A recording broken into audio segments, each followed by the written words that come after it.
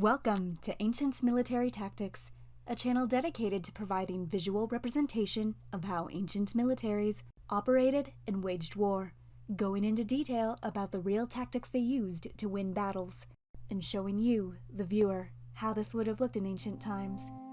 In this video, we will be describing the tactics used in the Battle of Leuctra that took place in 371 BC between the ruthless and domineering Spartans and the dissident Thebans who yearned for their independence.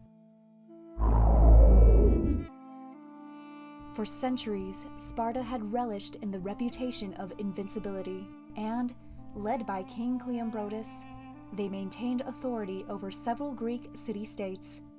One Theban general, however, was determined to put an end to this unwavering confidence, and Epaminondas was his name. The Battle of Leuctra gained its significance in Greek history because its outcome would determine who would maintain control over Boeotia, the fertile home to many prosperous agricultural cities. Under the proud leadership of Thebes, the unity of these city-states was known as the Boeotian Confederacy. Sparta, after becoming the strongest military power and gaining dominance in the Greek world, had negotiated peace with Athens and other major Greek cities. But this peace treaty would have required Thebes to disband their Boeotian Confederacy, a request the Thebans could not simply agree to. The Theban resistance was fueled by their hatred for their Spartan oppressors. But to further provoke their defiance, Sparta had mustered its forces and were positioned on the western border of Boeotia in order to coerce the Confederacy into a decision. Naturally, this intimidation tactic led the rebellious Thebans to war.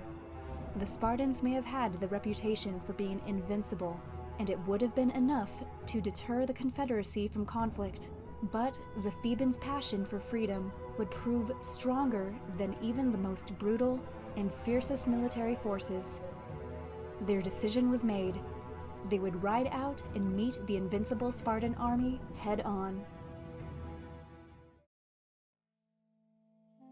King Cleombrotus of the Spartans led about 11,000 men, only 2,000 of which were actual Spartans, and the other 9,000 were Spartan allies, who were hesitant to fight and were not as bloodthirsty.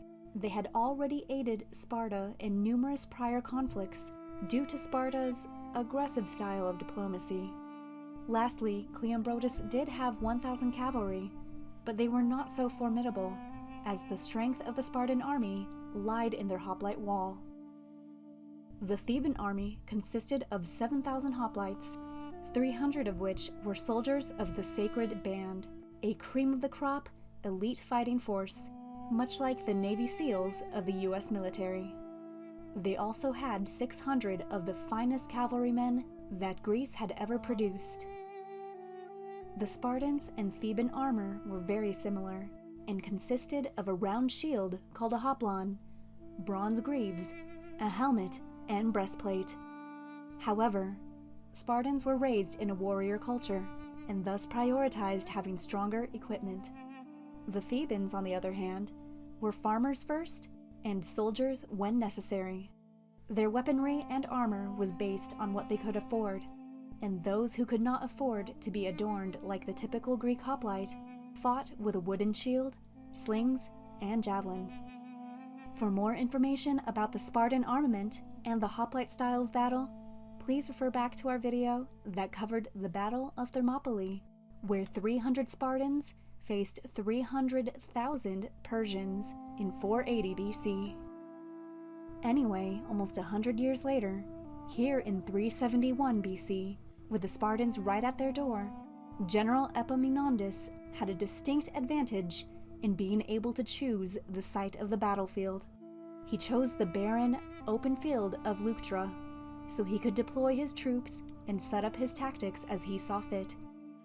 The Spartan army always fought in their typical hoplite fashion, by forming a single wall. The Spartans consistently excelled in battle by putting their best fighters on the right, who would then lead the rest of the hoplite wall into battle. Other Greek armies adopted this formation, so phalanx battles typically involved the right-wing forces slaughtering the opponent's weaker side first, then they turned to engage one another in battle. This is where the general Epaminondas showed his military genius.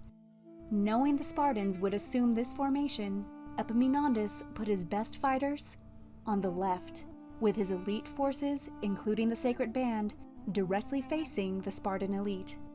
Also, in those days, the phalanx was typically 8 to 12 ranks deep, but Epaminondas stacked his left wing 50 soldiers deep. He figured that by striking the head of the snake, the whole snake would die.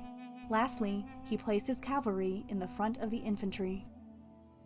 King Cleombrotus' army arrived, and, as per tradition, he lined up his Spartans on the right flank, making it the stronger part of the phalanx wall, and the rest of the line was made up of the weaker Spartan allies.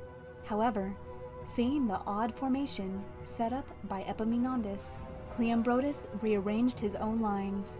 He brought his own cavalry to the front to face the Theban cavalry, and he extended his hoplite wall, which created gaps in the line. The battle began, and the cavalries engaged.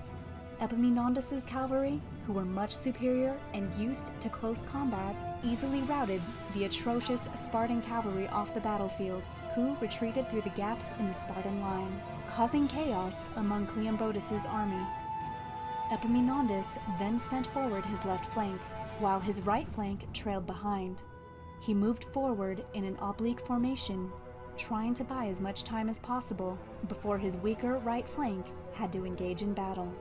So, his elite left smashed into the Spartan side of the wall, and the blood-curdling combat began. The Spartans were fierce, trained since childhood to be fearless in combat, but due to the superior numbers and having the elite Sacred Band on their side, the Thebans prevailed. The Spartans succumbed to the overwhelming Theban phalanx, and their king Cleombrotus fell in battle. As one historian, Plutarch, put it, that there began such a flight and slaughter amongst the Spartans as was never known before.